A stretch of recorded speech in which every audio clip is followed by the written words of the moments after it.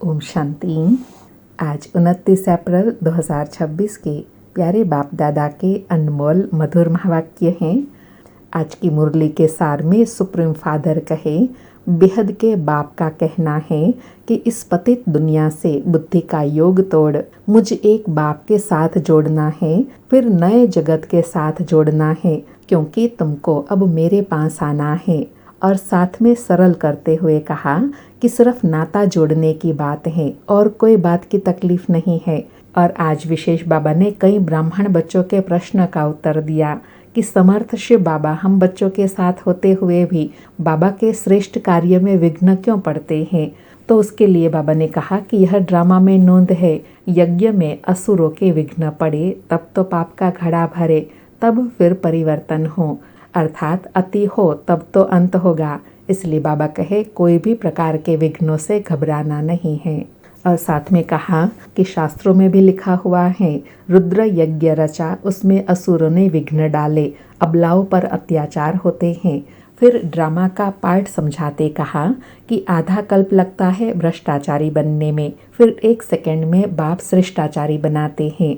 और वो कैसे बनते हैं? निश्चय के आधार से।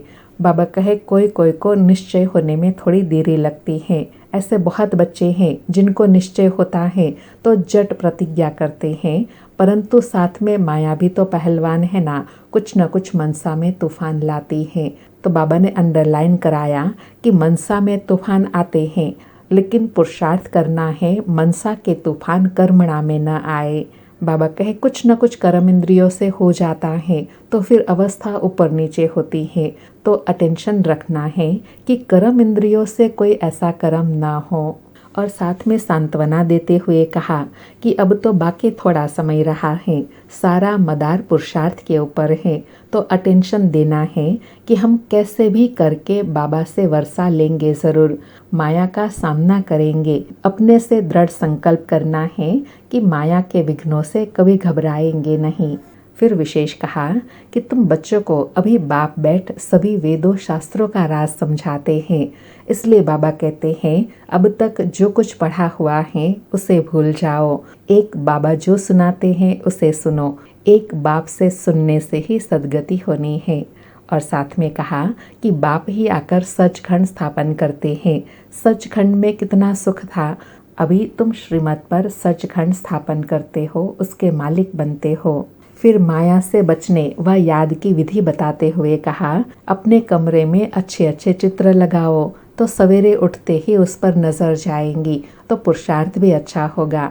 बाबा कहे बाबा तो राय देते हैं, जो अच्छे अच्छे बच्चे हैं वह फिर पुरुषार्थ में लग जाते हैं। फिर एग्जाम्पल दिया कि कई अच्छे अच्छे भगत होते हैं तो अपने घर में कमरे में देवी देवताओं के चित्र लगाते हैं, इसलिए कि आंखें खुलते ही उनके दर्शन हो।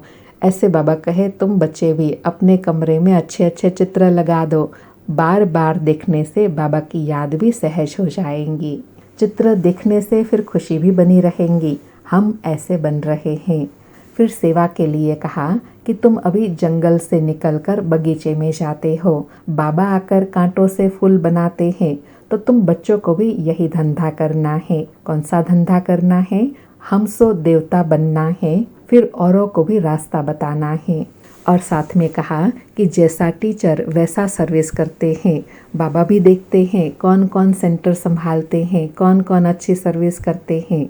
बाबा कहे विवेक कहता है समझाने वाला जितना होशियार होगा उतना सर्विस भी अच्छी होंगी।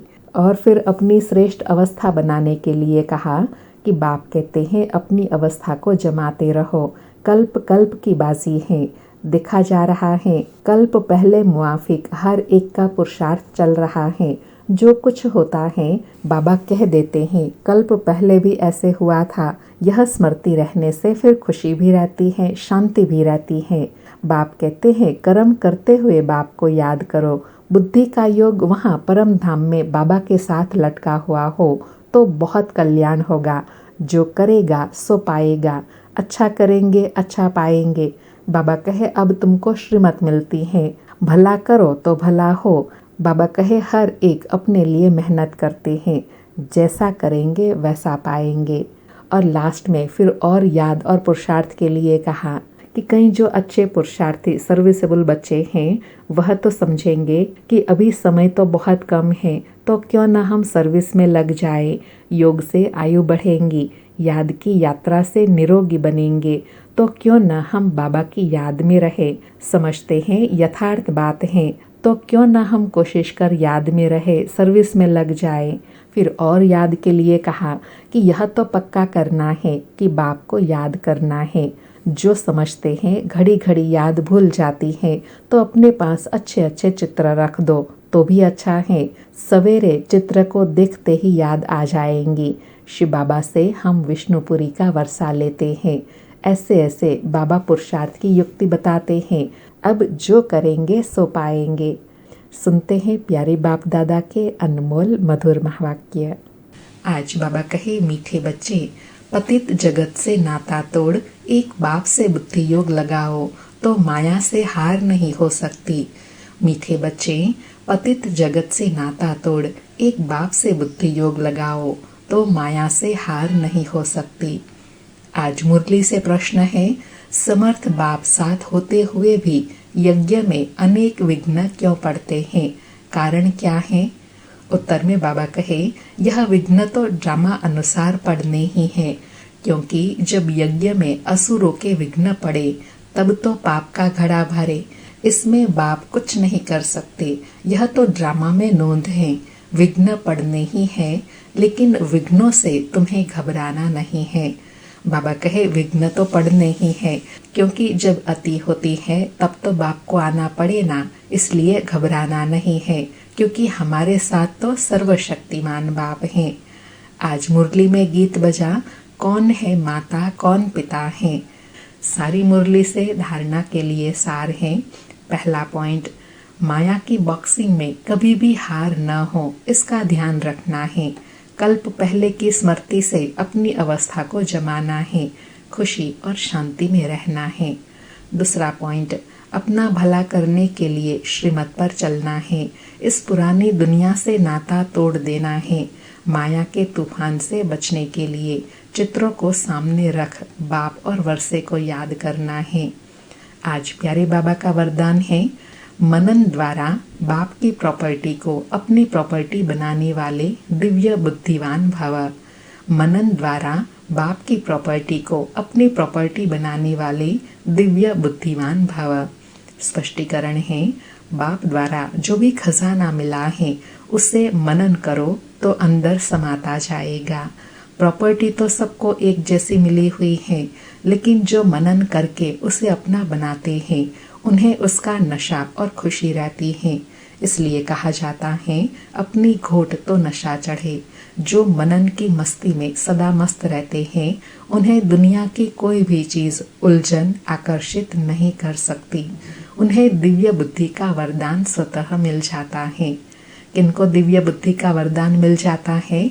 जिनके पास मनन शक्ति है, अर्थात जो सदैव ज्ञान की मस्ती में मस्त रहते हैं, जिसको बाबा कहे सदैव अपनी घोटते रहते हैं, अर्थात अपना स्वयं का चिंतन करते रहते हैं, वह सदैव नशे में रहते हैं। उनको बाहर दुनिया की कोई भी चीज अपने तरफ आकर्षित नहीं कर सकती, उलझन में उलझा नहीं सकती। आज का स्लोगन है, मन की उलझन को समाप्त करने के लिए निर्णय शक्ति को बढ़ाओ। मन की उलझन को समाप्त करने के लिए निर्णय शक्ति को बढ़ाओ। आज के अव्यक्त इशारे हैं, महान बनने के लिए मधुरता और नम्रता का गुण धारण करो। आज की धारणा है, ऐसे नहीं समझो कि हम तो सदैव झुकते ही रहते हैं, लेकिन हमारा कोई मान नहीं।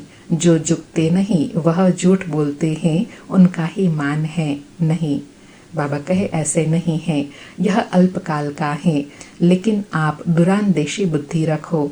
यहाँ जितनों के आगे झुकेंगे, अर्थात नम्रता के गुण को धारण करेंगे, तो सारा कल्प ही सर्व आत्माएं आगे आगे नमन करेंगी। सतयुग में राजा के रिगार्ड में कांध से नहीं लेकिन मन से झुकेंगे, और द्वापर कलयुग में कांध झुकाएंगे।